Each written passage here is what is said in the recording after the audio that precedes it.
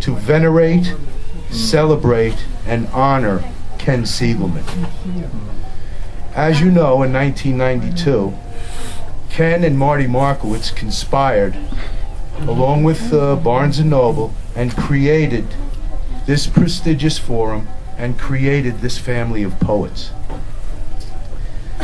Ladies and gentlemen, I'd just like to take a moment to present Ken's wife, Pearl, with a bouquet from thank you. From this family that Ken sired. Thank you so much.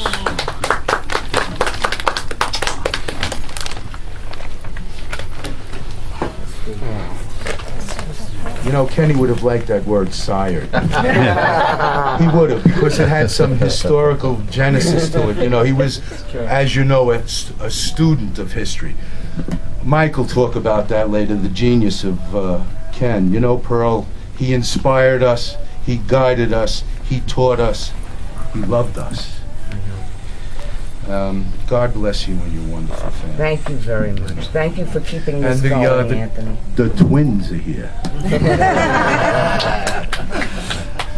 Karen and Tara, ladies and gentlemen. Eddie, family members, all. We are all a family. And, you know, tonight Mike Geller is going to read the works of Ken. And Mike has been part of this from the beginning. He was part of the whole genesis from day one.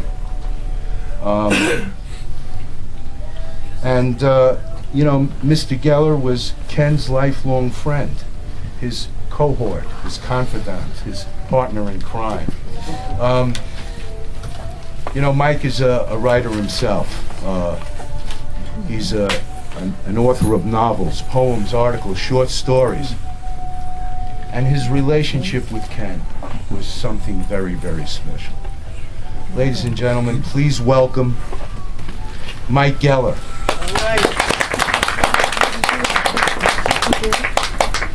That's very nice. Thank you so much, Anthony. I hope you can hear me. Maybe that's a bad thing if you can hear me. Thank you. A word about Anthony Vigorito. What a difficult thing it is when your friend passes away, and Anthony was a very dear friend of Ken's, and you are faced with the idea of continuing something, and you want to do it in a way which gives dignity to the person who passed away, who you care about as a friend, but you want to also make sure it gets done, and you understand that there are lots of family members around and other folks who have a feeling about Ken, and in some ways, you know, it's human nature. You're moving in. You could all understand that. You're poets. You know what I'm talking about more than probably any other audience. And yet, Anthony showed who he was as a human being. Every step along the way, everything he did with dignity and class, and working with people, members of the family. Probably, Anthony, one of the things that they're going to clap you on the back when you get to St. Peter's. They're going to say, Anthony, you are, as we say up here, a mensch. And there are others here that I just want to know, and those of you who are new here or I haven't met before, I'm going to mention a few names. I'm sure I'm going to leave out some very important people. Please forgive me. It's my fault, not Kenny's, not Pearl's. These are names that I've heard over the years and stuck in my head. And I want to mention their names. But I want everyone here to understand, if you've come here, if you saw Kenny, if you knew Kenny, Kenny was a very different human being. His work was much more important even than life. And Pearl will bear this out. I've had conversations with Kenny, and I would say, Ken, if tomorrow you got a bargain, a Faustian bargain, where they said you can have your health back, but you're going to have to give up poetry and all the good things that have happened to you, would you make that trade? And he looked at me, are you nuts? Of course not. Yeah. No way! No way! And you know what? He absolutely meant it. This was the most important thing in the world to him. But Marty Markowitz, when he appointed Ken to this position, did not ever really understand is that he gave Ken life, years of life. And those of you who came and saw him and worked with him and met him and talked to him, you gave him years of life. What a gift you have given him. And I am going to try to read to you some poems in a way, not like Ken, because he was the master, but with enough to let you know how much it means to me as his friend, how wonderful those of you who have been here, friends of his for a long, long time, those of you who are new because you came, you've heard of something, I want you to understand how important your participation was for him and how you made his very hard last years of his life much, much easier. Let me just acknowledge Alan Braverman and Marion Palm, who I don't see here, Susan DeSuccio, Anthony. There's nothing that you can say. There's nothing superlative that I can say that you know how we all feel about you. His actually members of his family. I love you as a family member, as we do John Doherty, and of course Ed Curry, member of our family. All these folks. I always get Evie Ivy wrong. Is it Ivy Evie or Evie Ivy? She was supposed to be here. Okay, Evie Ivy. Oh, okay, whatever. These are folks whose people whose names Ken has mentioned to me, and there are others, but forgive me. As I get older, I'm more forgetful. The poems I'm going to read to you tonight are 9 poems, so you can count them off so you know how long you got. The 9 poems are short, and many of you have never heard these. In fact, these were never published. These were a book that he wanted. The name of the book was going to be Serenity Beach. And for those of you who don't know about Serenity Beach, it's a place in Coney Island. And God forbid if you're ever addicted to alcohol or other drugs, Serenity Beach is the place where members of the AA go, and they know they're among friends, and they stay there for the summer, and they're not worried about somebody coming along with wine coolers because they're pretty closed in, and they have a kind of insulated group. And this group, and this time for Kenny was very, very important. There was the beginning time of his career, of his poetry career, and at that time, Kenny was writing, and interestingly enough, one of his neighbors was a Harvard professor by the name of John Soldo, Right. who turns out to be one of the world's great authorities on T.S. Eliot, the fellow who wrote the book, the autobiography, the ultimate autobiography on T.S. Eliot. And somehow or other, he and Kenny, as Kenny used to do, walking the dog, and maybe Soldo had his own dog, and they started talking, and Soldo said, let me take some of your poems, let me take a look at them, and was amazed. And it was Soldo, John Soldo, Professor Soldo, who encouraged Kenny to send his poetry out. And at this time, he was still very, very much an alcoholic, although those of us who worked with him in school would never know it, because he was a kind of an alcoholic that only got drunk on the weekends, and you would never know anything about Kenny during the week. He always kept to his very rigid schedule. We're talking about Serenity Beach today because we never like to talk about Kenny and that period of time when he was strongly an alcoholic. The reason why is because it's almost a cliche. The talented artist, the poet, the tortured artist who's and Kenny never liked that picture, and it's really not accurate. Basically, I mean, some parts of it are accurate, of course, but he had a problem. It had a beginning, a middle, and an end. His end was recovery, and he had recovered. It is 20 years, bro. Yeah. 20 years of recovery. So you had the active alcoholic, and you had the recovered alcoholic who did great work. But in between was the time of Serenity Beach in Coney Island. And in Serenity Beach, that was the time when Kenny started to introspectively look at his life, as some of his best work, I believe, was done in Serenity Beach. Because here you will hear about things having to do with himself and his family, much more introspective than later on in life.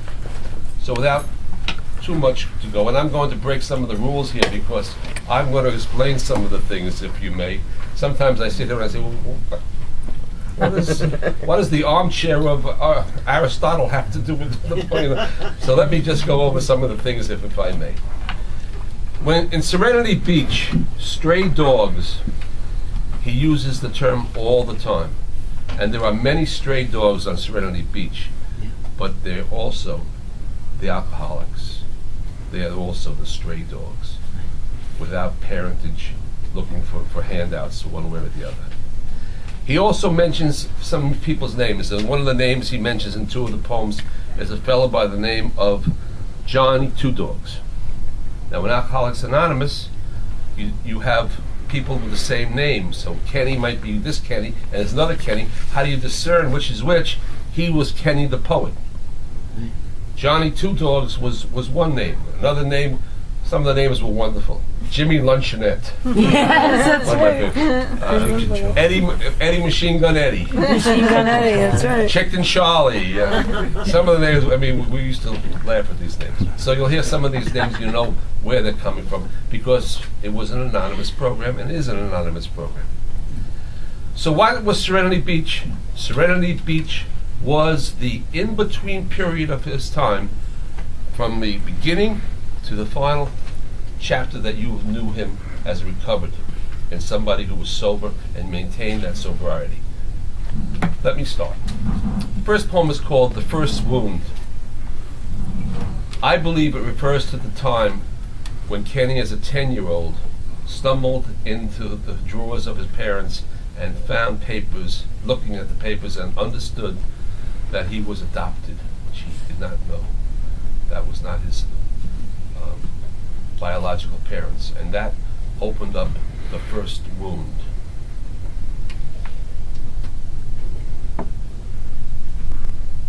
In most lives, there is a first wound. It need not be recalled in detail later on, or even understood. Something more than a sense of overwhelming dread. But when other hurts come our way, the first wound pains as if it were today.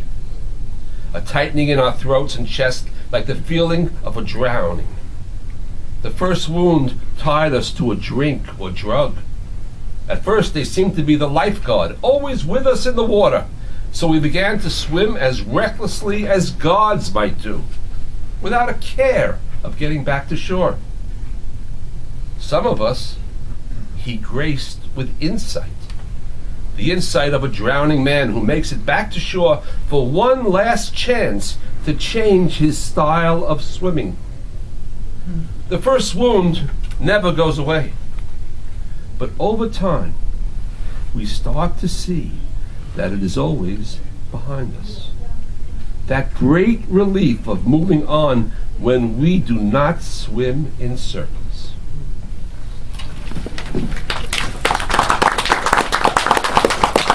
Serenity Beach. Those into recovery up at Serenity Beach say there are no coincidences. Everything is planned by a grand design, like the miracle of their sobriety.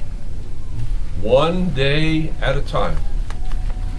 Project boys stride defiance on the boardwalk, wearing dog chains like the pit bulls shouldering at their sides, always off the leash.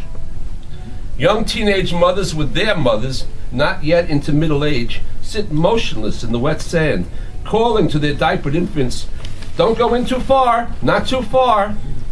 Yet drownings are so few. The ocean hums, the chant of seashells ringing in the ear, like some lost mother's reassurance from another place and time. The words you wish she might have said if she were alive.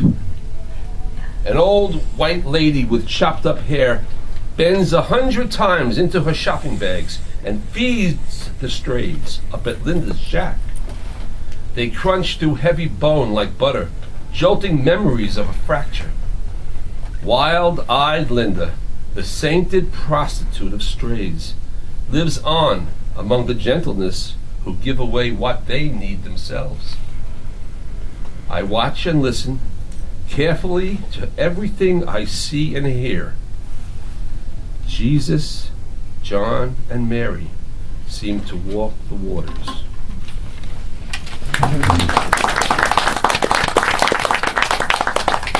This one's entitled A Stranger at Serenity. At times, I fade into the trash, cancering the sand up at Coney Island. The times of high humidity with clouds like smog pillowing my face. The flies bite worse than the bees around the baskets. I am the young boy again out on Orchard Beach, with just a temporary name, pretending that the past all vanished with no trace. Asking my new father to walk and talk to me because alone was too terrible. Even then, I liked the car rides better than the destination, when the women chose a shaded spot blanketing our stay. I always wanted to explore beyond the trees into the tall reeds of a mystery where I thought I'd find my imagination and something of myself. Disappointments grew together in the silent smile I learned to wear for everyone, just to keep them happy. Politely questioning them on their card games and sandwiches, just to keep them off the private thoughts racing through my head. The young boy is back today after all these decades. He cannot deceive me. They're not here to give the answers, even if they could. Only I am left to speak with him. If we both decide the truth is something we have always known.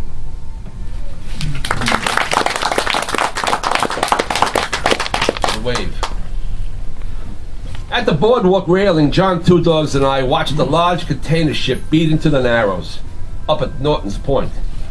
Like small boys navigating the euphoria of a first wager, we smiled and whispered through all the possibilities. The skipper's speed, his approach, the currents in the lower bay. It might mean a tidal wave. A tidal wave across Serenity Beach. Lost blankets, chairs, and cigarettes muddled in the swell as the bathers helter-skelter, like chickens in a panic. Last summer it happened that way, just like that. But even then I smiled and stayed.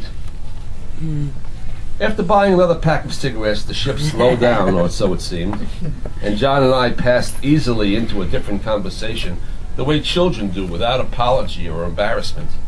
And later we went swimming with his dogs, close by the jetty. Duke chased Penny, holding the green tennis ball deep in the water. Duke found it hard to bark his jealousy while swimming. John and I just smiled the way we had when waiting for that wave that didn't come.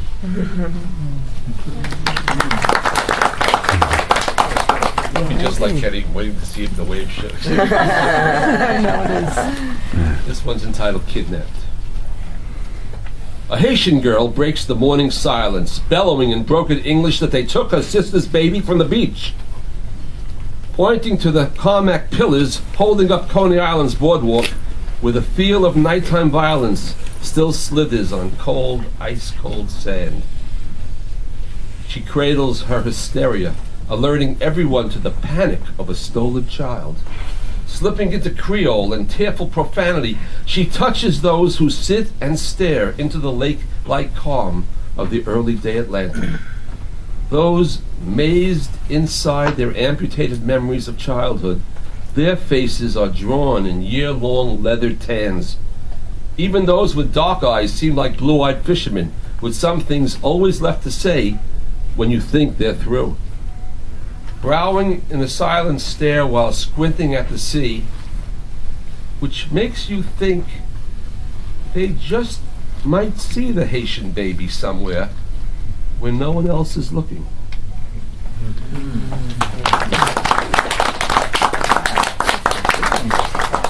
End of the line. You don't play with any strays up at Coney Island. You either feed them or walk silently away. Children up here learn the value of broken glass-filled empty lots when they're face-to-face with street dogs who've already marked it as their real estate. John Two Dogs has been taking in strays for years. He tells you with just a hint of anger that most are pups, dropped out of cars like mob hits at the last stop of the line. Here the killers feel invisible in the quiet winter streets, masked inside the umbra of junkies under lampposts after dark.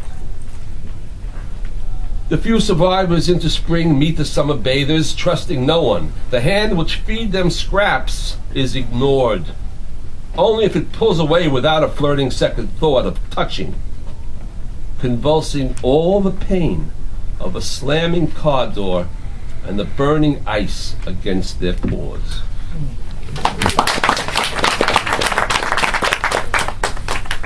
There's a poem called Face on the Barroom Floor by Hugo Darcy, and the folks at the Serenity Beach were talking about the poem. And I looked up the poem. It was written in 1887, and basically it's a poem about a fellow who was rich and young and handsome and was a painter and was a very fine painter and finally met the girl of his dreams. It was a great love affair. He was crazy about this girl. And they were together for a while, and then he painted someone else, a young boy, a young man, I should say, and the girl said, "Who is this fellow?" And he introduced the girl to the fellow in the painting. And what happened was that they got together, and a year or two later,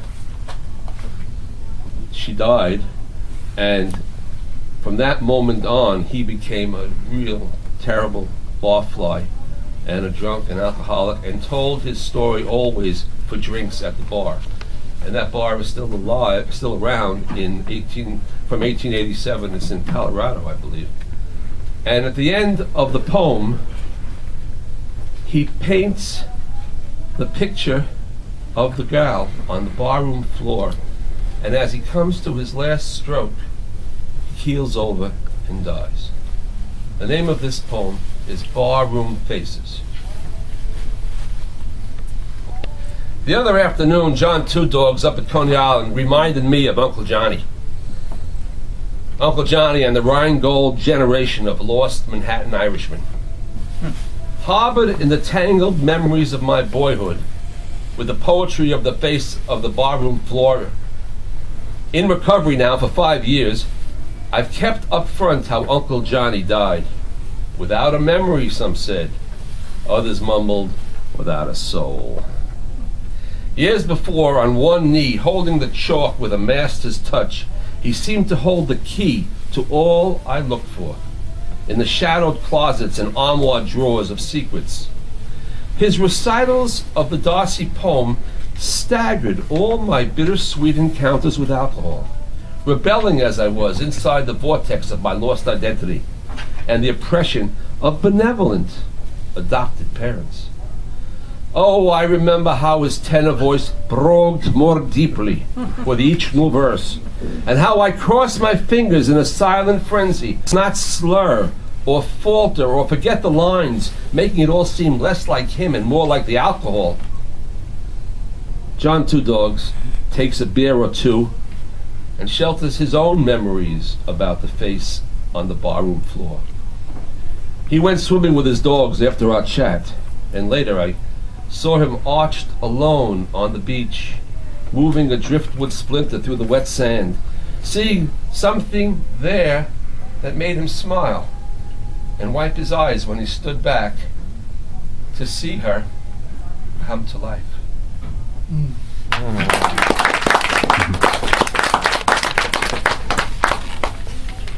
Survival training. Morning strays pour piles of beach trash at Serenity. Nostriling before they fang their meal, they look around them all the while like New York City subway riders waiting on a platform late at night. Their voice is not the watchdog's bark, wasting energy for show, but the throaty snarl and curling lips slinging low to guard their vulnerability. Mostly, they just romp and rest beneath the boardwalk shade, drinking at the hidden drainage in the end of the sand. They know the art of staying still until the evening breezes gives them back their beach. Those who stay recovered at Serenity are very watchful of the vendor selling beer, appearing as he often does when our guard is down and the half-sleep of a heat wave gets us guessing at the taste the way it hadn't been for years. We peer into our pasts and the last bout with a drink or a drug and how it got us here. And we share this with each other and we listen carefully. And we begin to understand something the stray dogs have understood for years.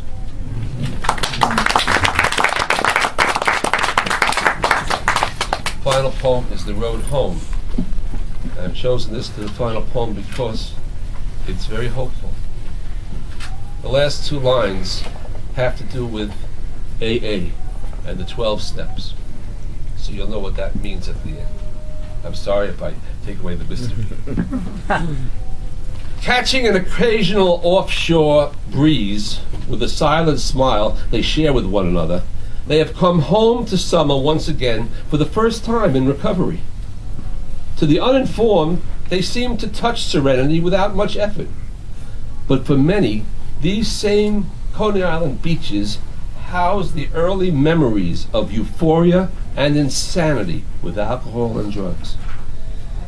Here many spun the first steps of the dervish fever dancing years, which vortexed in addiction. Sometimes they reach outside of their blackout memories to share this pain with others at meetings on the beach.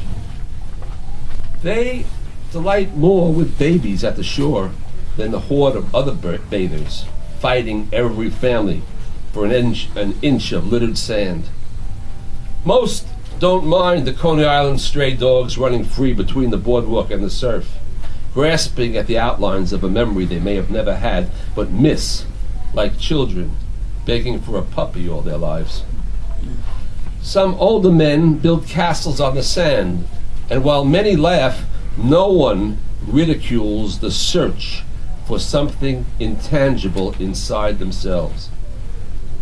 The loose and giving sands out at Coney Island's foundation newborn giants who've learned the steps back into life.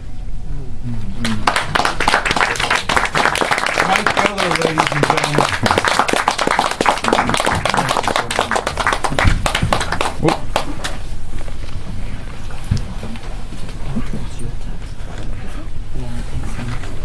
Oh, one final piece. I am not a poet. I wish I were. I don't know how you people are able to do it. I'm a novelist. I always said to Kenny, I don't know how you do in 2 lines what takes me 8 pages. It's a great way to do it. Thank you all.